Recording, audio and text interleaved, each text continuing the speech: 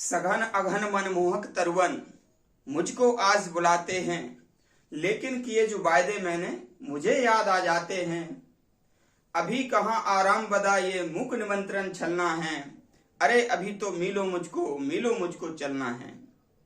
ये लाइनें उन विद्यार्थियों के लिए है जो अपने लक्ष्य के प्रति प्रतिबद्ध हैं और हरे भरे वृक्षों की छाएं भी उनको बुला रही है, लेकिन वो कह रहे हैं कि अभी तो मुझको मिलो चलना है, अभी आराम हमारे नसीब में नहीं है। नमस्कार, मैं धर्मेंद्र कुमार प्रगति क्लासेस के YouTube चैनल में आप सभी का बहुत बहुत स्वागत लेकर आया हूं। एसएससी जीडी के लिए टेस्ट सीरीज एसएससी जीडी 2023 प्रगति परीक्षा वर्दी वाला टेस्ट सीरीज रेगुलर रूप से ये टेस्ट सीरीज आएगी। प्रातः 7 बजे से 7:30 बजे के बीच में ये अपलोड कर दी जाएगी प्रतिदिन, और अलग से आप एक रजिस्टर बनाएं, इसको नोट करें, याद करें प्रतिदिन। और काफी क्वेश्चन इन टेस्ट सीरीज से आने वाले हैं, क्योंकि अनसॉल्व्ड पेपर के भी क्वेश्चन इसमें लिए गए हैं जो पुराने पेपर आ चुके हैं। ठीक है, तो देख लेते हैं।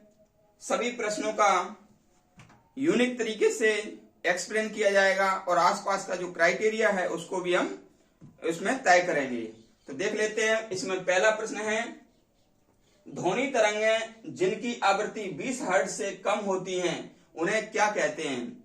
ठीक है, तो जो ध्वनि तरंगें हैं वो आवृत्ति के आधार पर 3 भागों में बटी होती हैं। देखो, जो ध्वनि तरंगें हैं,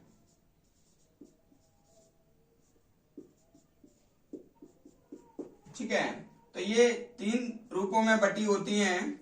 जो 20 हर्ट्ज से कम होती हैं, ठीक है ना, 20 हर्ट्ज से कम, इन्हें कहते हैं अपश्रव्य तरंगें।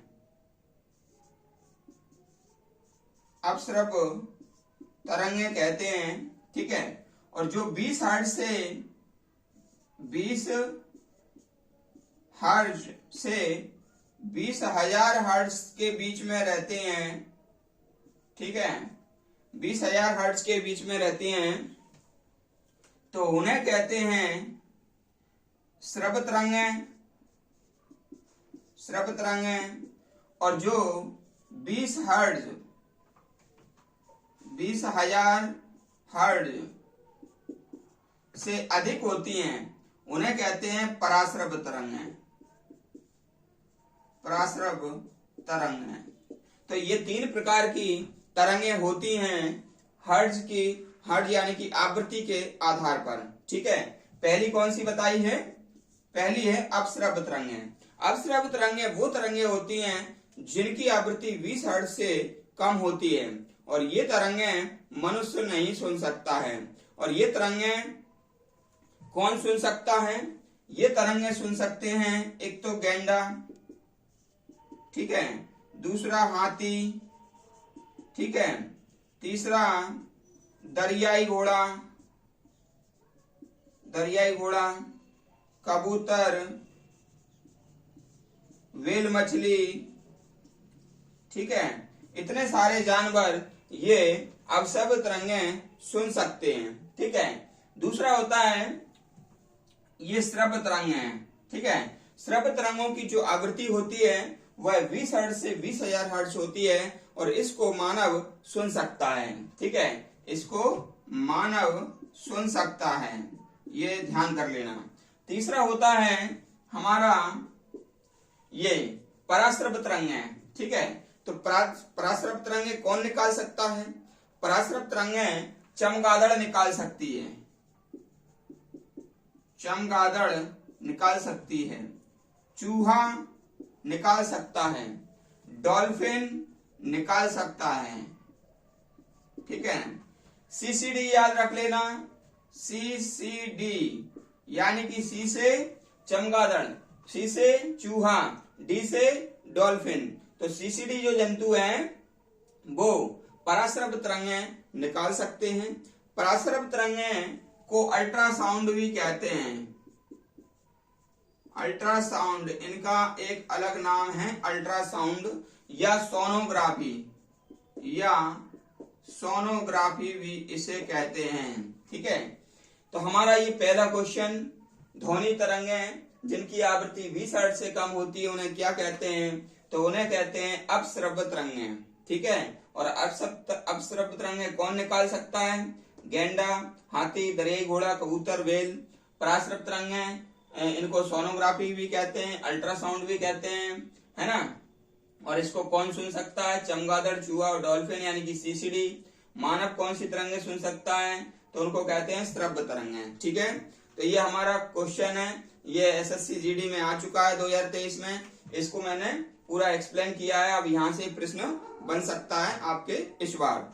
अगला प्रश्न देख लेते हैं।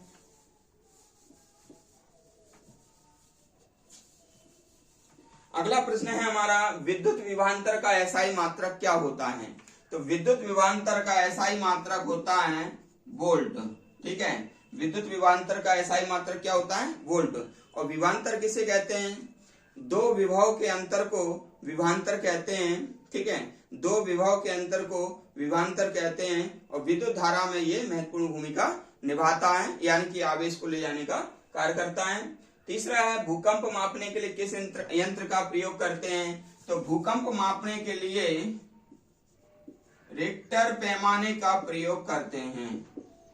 रिक्टर पैमाने का प्रयोग भूकंप मापने के लिए करते हैं। और भूकंप का अध्ययन होता है सीस्मोलॉजी। सीस्मोलॉजी में अध्ययन करते हैं। भूकंप का अध्ययन किया जाता है।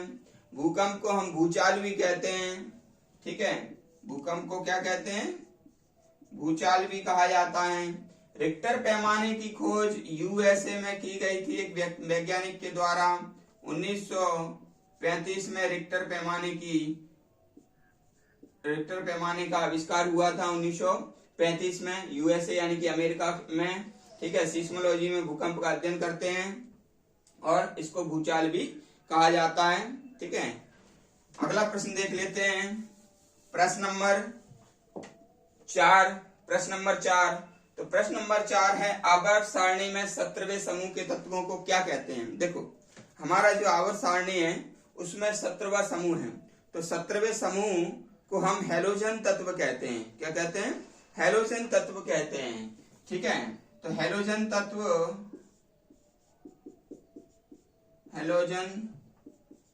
समूह कहा जाता है। और हैलोजन समूह में FCl, Bri, At ये 5 तत्व आते हैं और ये समुद्र में से पाए जाते हैं, इसलिए इन्हें हैलोजन तत्व या लवणीय तत्व भी कहा जाता है। इसमें से ये जो दोनों होते हैं ये गैस प्रवृत्ति के होते हैं। ठीक है, ये जो होता है ब्रोमीन, ये द्रव प्रवृत्ति का होता है। और ये जो होता है ये ठोस प्रवृत्ति का होता है। ठीक है, तो हैलोजन तत्व हैं जो कि 17वें समूह में हैं। उनमें से 2 गैस हैं, एक द्रव है और 2 ठोस हैं। इसकी जो विद्युत ऋणात्मकता सबसे अधिक होती है। जो विद्युत फ्लोरीन है, फ्लोरीन कहते हैं इसको, इसको क्लोरीन कहते हैं, इसको क्लोरीन कहा जाता है, इसको ब्रोमीन कहा जाता है और इसको आयोडीन कहते हैं, आयोडीन कहा जाता है, इसको एस्टेटीन कहा जाता है, इसको एस्टेटीन कहते हैं। तो जो फ्लोरीन है उस फ्लोरीन सर्वाधिक विद्युत ऋणात्मक होता है। विद्युत ऋणात्मक सर्वाधिक विद्युत ऋणात्मक होता है फ्लोरीन, यानी कि ये हमेशा इलेक्ट्रॉन लेने की कोशिश करेगा, देने की कोशिश नहीं करेगा। क्लोरीन गैस होती है, ब्रोमीन होती है। ब्रोमीन ये द्रव्य अवस्था में होता है। आयोडीन आप जानते ही हैं, आयोडीन नमक का प्रयोग करते हैं। और एस्टेटीन होता है। ठीक है, ये हमारा प्रश्न क्रमांक 4 था। अगला प्रश्न देख लेते हैं। अगला प्रश्न है प्रश्न क्रमांक 5। तेल का वनस्पति रूपांतरण क्या कहलाता है? ठीक है ना, हाइड्रोजनीकरण कहलाता है। क्या कहलाता है? हाइड्रोजनीकरण। ठीक है, हमेशा ध्यान रखना जो डालडा होता है डालडा जो भोजन के रूप में प्रयोग करते हैं, ये हाइड्रोजनीकरण द्वारा बनाया जाता है। स्वास्थ्य के लिए ये लाभदायक नहीं होता है, ठीक है। इससे अच्छा तो तेल का ही उपयोग करना चाहिए, ठीक है। ठोस कार्बन डाइऑक्साइड को सामान्यतः क्या कहते हैं? शुष्क बर्फ कहा जाता है। ठोस CO2 को शुष्क बर्फ कहते हैं। ठोस CO2 को शुष्क बर्फ कहते हैं। क्यों कहते हैं ठोस CO2 को शुष्क बर्फ? इसलिए कहा जाता है, जिस प्रकार से बर्फ को जब गर्म करेंगे तो द्रव बनेगा, और द्रव को जब गर्म करेंगे, इसको गर्म करेंगे तो ये गैस बनेगा, ठीक है। लेकिन शुष्क ठोस CO2 को जब गर्म करेंगे तो ये द्रव में नहीं बदलता है, सीधा गैस में बदल जाता है। सीधा किस में बदल जाता है? गैस में बदल जाता है। यानी कि ऊर्ध्वपातन क्रिया इसमें पाई जाती है। कौन सी? ऊर्ध्वपातन क्रिया इसमें पाई जाती है। इसलिए ठोस CO2 को शुष्क बर्फ कहते हैं, क्योंकि जब इसको गर्म करते हैं तो ये द्रव में नहीं बदलता है, सीधा गैस में बदल जाता है, यानी कि ऊर्ध्वपातन क्रिया पाई जाती है। इसलिए इसे क्या कहते हैं? शुष्क बर्फ कहा जाता है, ठीक है। अगला प्रश्न देख लेते हैं। अगला प्रश्न है, संगमरमर का सूत्र क्या है? तो संगमरमर का जो सूत्र है, कैल्शियम कार्बोनेट होता है, CaCO3। ये कैल्शियम कार्बोनेट है, इसको संगमरमर कहते हैं। और संगमरमर जो होता है वह एक कायांतरित चट्टान है। ये क्या है?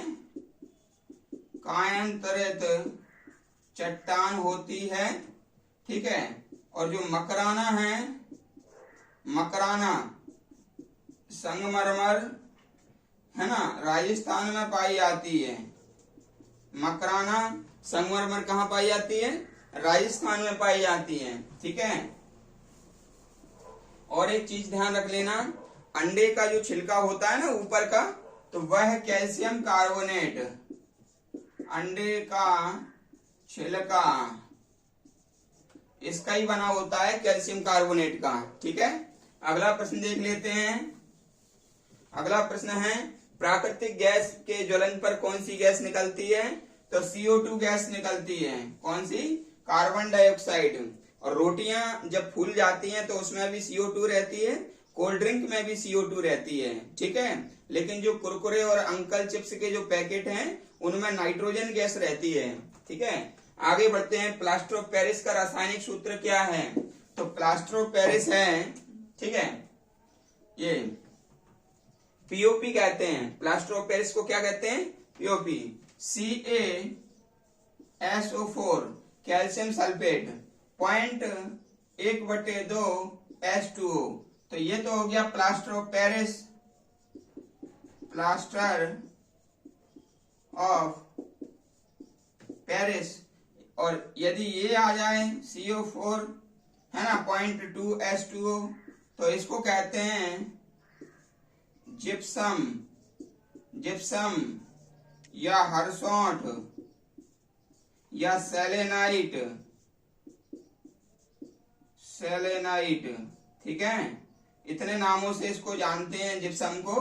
कैल्शियम सल्फेट को और 2 अणु जब जल होते हैं तो जिप्सम कहते हैं। आधा अणु यदि जल होगा तो क्या कहेंगे? Plaster of Paris. इसको याद करने का तरीका ये है, क्योंकि ये आधा जल है, 1/2 है, आधा है, तो यहाँ पर आधा पा बन रहा है।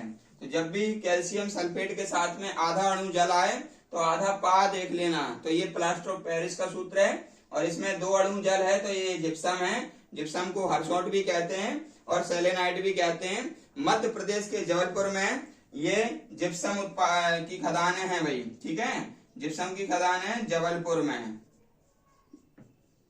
ठीक है, ये याद कर लेना। और ये प्लास्टर ऑफ पेरिस की मूर्तियां बनती हैं। और ये जब कभी शरीर में हड्डी वगैरह टूट जाती है तो प्लास्टर ऑफ पेरिस उस पर लगाया जाता है। वो पानी में डाल करके उसको बहुत सॉलिड हो जाता है और हड्डी जुड़ जाती है। मतलब पैर एक सा रहता है तो हड्डी जुड़ जाती है ना। आगे बढ़ते हैं। आखिरी प्रश्न है, बासिंग सोडा का रासायनिक सूत्र क्या है? ठीक है ना। तो बासिंग सोडा का रासायनिक सूत्र क्या है? देखो, Na2CO3 सोडियम कार्बोनेट है ना, 0.10H2O, ये वाशिंग सोडा है। ये क्या है? वाशिंग सोडा है। लेकिन NaHCO3 ये बेकिंग सोडा है।